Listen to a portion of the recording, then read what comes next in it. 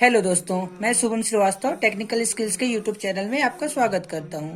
आज हम basic electricity की पार्ट 3 पर चर्चा करेंगे, जिसमें हम ओम्स लॉ का एक्सप्लेन करेंगे, ओम्स लॉ के बारे में जानेंगे। चलिए सबसे पहले आते हैं ओम्स लॉ होता क्या है। यदि कभी किसी पदार्थ की सभी भौतिक अवस्थाएं अर्थात चालक का तापमान, दाब अपरिवर्तित रहता है, तब चालक के बीच लगाया गया विभवांतर और उसमें प्रवाहित होने वाली धारा एक स्थिर अनुपात में होंगी। जैसे मान लीजिए कोई भी सोर्स है, अगर किसमें हम बैटरी से सप्लाई दे रहे हैं, ठीक है, तो ये मान लीजिए वी वोल्ट की सप्लाई इधर जा रही है, इधर आई एम्पियर की करंट जा रही है। तो ये क्या होगा, जिस रेशियो से हम वोल्टेज को बढ़ाएंगे उसी रेशियो में करंट बढ़ेगा। ठीक है, तो आइए इसी सब देखो। और इसका मेन प्रोसेस क्या है, अगर तापमान, दाब अपरिवर्तित रहे, यानी कि सारी भौतिक यूनिट्स जो होती है ना, कभी परिवर्तित ना हो, उस कंडीशन में हमें ओम्स का लॉ फॉलो कराना है, या उसी कंडीशन में ओम्स का लॉ फॉलो होगा।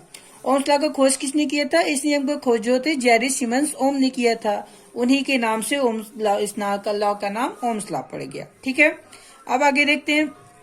तक इसको और डिफाइन करेंगे तो यहाँ पे देखिए, अभी आपने बताया जैसे जैसे वोल्टेज का मान बढ़ाएंगे वैसे वैसे करंट का मान बढ़ेगा।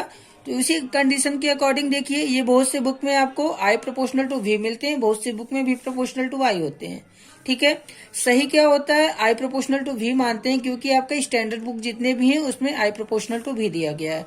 चलिए अब इसी बेस पे चलते हैं। तो ये देखिए आई प्रोपोर्शनल टू वी है, तो यहाँ पे अब हम क्रॉस मल्टीप्लीकेशन करेंगे तो वी अपन आई ये हो जाएगा। अब भी अपन आई तो इधर कांस्टेंट हटाने के लिए, आपको प्रोपोर्शनल का साइन हटाने के लिए हमें एक कांस्टेंट लेना पड़ता है। तो उस कांस्टेंट को हम क्या मानेंगे, आर। ये देखिए भी, इससे क्या हो जाएगा, भी बाई आर बटे आर।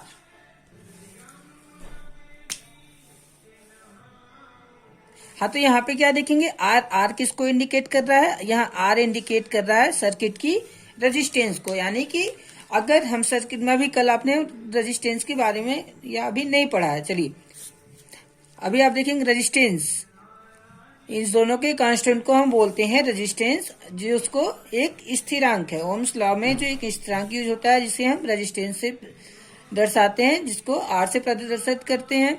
और इसका मात्रक क्या होता है, ओम होता है। रेजिस्टेंस का मात्रक ओम होता है।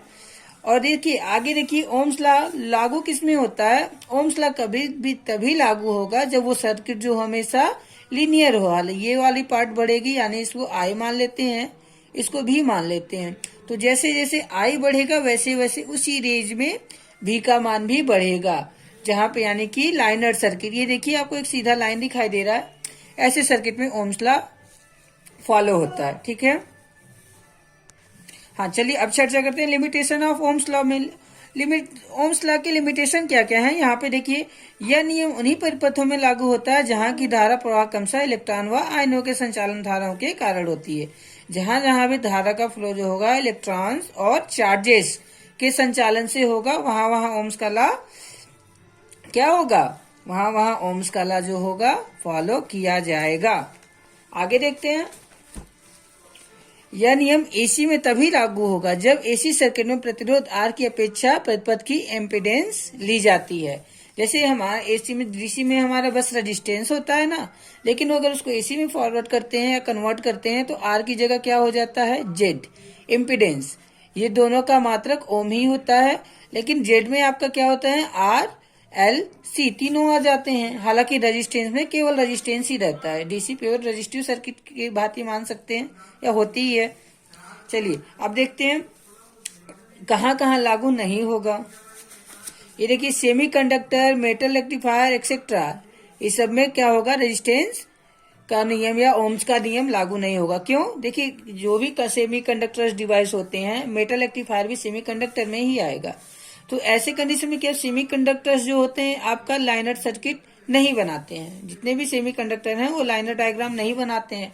तो आपने पहले यही पढ़ा कि ओम्स का लॉ क्या रहेगा, तभी फॉलो करेगा जब वो डायग्राम लाइनर होगा। जैसे आरेख यहाँ पे आप फिगर में देख सकते हैं। जैसे मान लीजिए ये आई, इसको हम रेफरेंस लेते हैं, इस साइड को हम X axis, Y axis. X axis को हम अपना आई से इंडिकेट करते हैं, वाई एक्सिस को वी से इंडिकेट करते हैं। तो यहाँ पे देखिए मान लीजिए इधर हम एक वी वोल्ट या 1 वोल्ट के वोल्टेज बढ़ाए, तो इधर क्या हो रहा है, करंट का मान भी उसी रेशियो में बढ़ रहा है। यहाँ हम 2 वोल्ट किए तो यहाँ पे भी देख रहे हैं, यहाँ पे भी आई का मान उसी रेशियो में बढ़ रहा है। यहाँ पे 3 किए तो आई का मान उसी रेशियो में बढ़ा, यानी इस सब में लाके देखिए तो आपको ये सर्किट जो दिख रहा है ना, एक लाइनर दिख रहा है।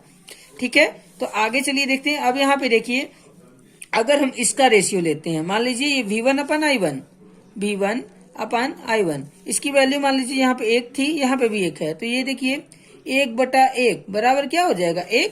क्लियर है। यहाँ पे भी देखिए V2/I2, V2 का मान 2, I2 का मान 2, दोनों का मान हम 2 रखेंगे, तब भी तो 2/2 = 1। अभी V अपन I बराबर हम क्या माने थे, V अपन I बराबर होता है R, यानी कि अगर लाइनर सर्किट है तो सर्किट में रेजिस्टेंस का मान भी नहीं बदलेगा। यानी कि अभी देखिए लाइनर है, एक तरह से बढ़ रहा है तो रेजिस्टेंस का मान हमेशा इक्वल रहेगा, चाहे वोल्टेज का मान कितना भी बढ़ा लिया जाए, क्योंकि जैसे जैसे वोल्टेज बढ़ाएंगे वैसे वैसे करंट का मान बढ़ेगा, इसलिए रेजिस्टेंस के मान में कोई चेंजेस नहीं आएगी।